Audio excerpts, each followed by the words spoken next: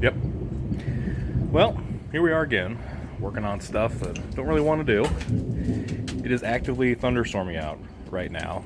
Naturally, pulled the carburetor off of this, hit downport, so I had to move everything back in the garage. You may ask, what are we doing today? Well, I'd like to tell you. Under here, so you may recognize this, never mind all the mess going on here, but Edlebrock 1405 manual choke 600 CFM carburetor. My old Quadrajet, well, it took a dump. Started backfiring, running a ridge. So I had this one here, and I said, well, just put this one together. So I did the rebuild kit. I've got a new accelerator pump on it. I did all the adjustments according to the book. Put it on. Did a little bit of tuning. And this thing is just, it will not idle. It's got a real high idle. I backed my idle screw all the way back out, and it's still idling high like I've got a vacuum leak. So I sprayed carb cleaner all around the base, around every port. I've still got a vacuum leak. So I did some fiddling, and I found this throttle plate was off kilter. If you look real close, you can see the screw heads have been kind of tampered with versus that one. So I looked online, could not find any type of adjustment. I assume they're set at the factory and you don't touch them. If anybody knows Edlebrock 1405 throttle plate adjustment, send it my way. But what I did was I just took, this one seemed to be better shape. So I just took a feeler gauge. It was at least straight. Took a feeler gauge, kind of gauged around that loop, unscrewed this one, made it match. Pretty much eyeballed it. I'm going to hope that fixes some of my problem. I got a new gasket here. I did have to get, which I'll have to show you later when it's not raining, an adapter plate. My Edlebrock Performer intake is the dual plane and it's round bore, and this is square bore. So I had an adapter plate, but all that's pretty good. I'm gonna double check my gaskets anyway. But so yeah, I've got this readjusted. I did check metering rods for anything that's bent. Those are just below here. Nothing's bent, nothing's catching. Those look good. So yeah. Also found a coolant leak while I was under the hood. Also realized that my oil's full of gas. So that's cool. Just did an oil change. Is it my new fuel pump? Probably. But we'll find out. Steve, don't do that. It's all your fault, isn't it? I specifically put you in charge of doing all the float adjustments. And look what you did. I know. I'm gonna let it slide this time. It was your first time.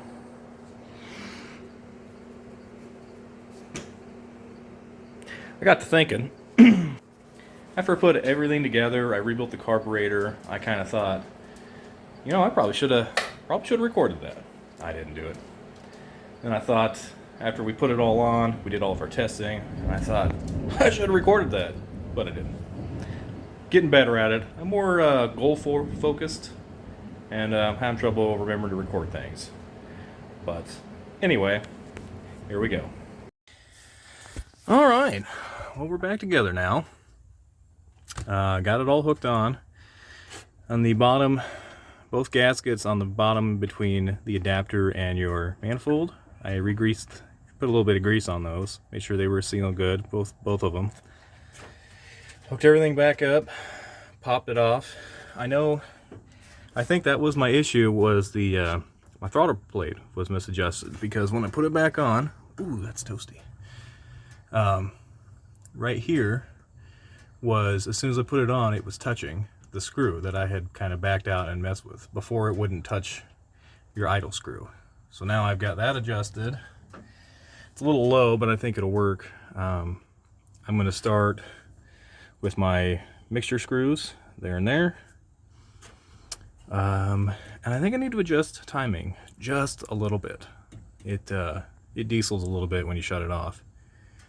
So we're going to do that, but I'll post up a little idle video, cold dirty idle. So.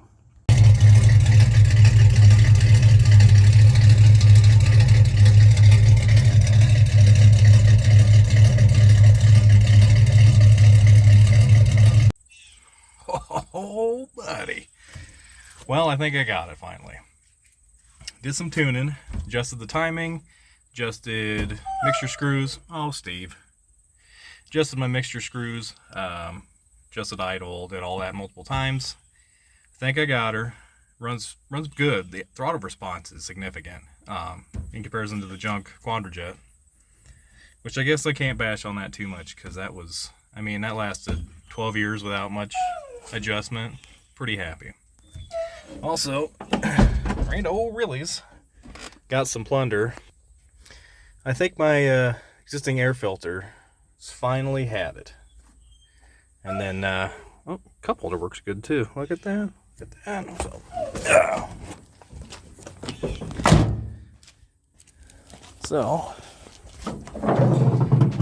fancy chrome and everything. Dadgum. It's looking good. But I gotta hook up my hose. There's a little port back there. I gotta hook up to that hose, but that's like 3/4 hose. And that one's not. So make a little adapter Rooney. And well, shoot, I think I got it.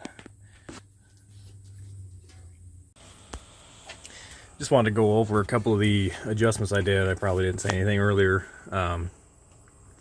From the videos that I watched and what I've been told, when you're adjusting your carburetor, one, you want to make sure it's warm. So I adjusted idle screw right there. Had it a little higher, probably 900 to 1000, just to get it running. I disconnected vacuum advance, just right there. And I don't have a timing light, so I basically did it by ear, which is wrong. Especially because I don't know what I'm doing, but I got timing to where I liked it. And then go over to the screws. I started with this guy, bottom both of them out, bring them back out 1.5 turns. Ran it from that, and then I just further started backing them out to get it where I liked it. I ended up doing about 2 turns. It seemed to be pretty happy there. Then just kind of readjusted my idle. I haven't done, there's a fast idle option on this for when your choke is engaged. It's this bottom screw down there. I'm probably going to wait till it's like 30 below, and then when I actually need it, and then I'll probably adjust that. But for now, it's fine. Other than that, yeah, I'm pretty happy.